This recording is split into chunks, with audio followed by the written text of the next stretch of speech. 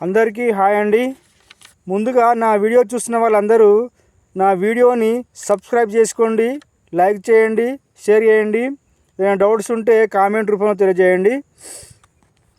బురద నుండి బువ్వను తీస్తే కమ్మాగుందని తిన్నారు. బురద బట్టల రైతును చూసి దూరంగుండని అన్నారు. బురద నుండి బువ్వను తీస్తే కమ్మాగుందని తిన్నారు. బురద బట్టల రైతును చూసి దూరంగుండని అన్నారు. చెమట సుక్కల సత్తువతో నిపుడమి పురుడు పోసుకున్నది. కంటి పాపల కావలిలో నా పంట రాసి నెలకొన్నది. వందనాలు రైతన్నా, నీకు వందనాలన్నా. నీ రెక్కాడకుంటే బుక్కెడు బువ్వే లేదన్నా. వందనాలు రైతన్నా, నీకు వందనాలన్నా. నీ రెక్కాడకుంటే బుక్కెడు బువ్వే లేదన్నా.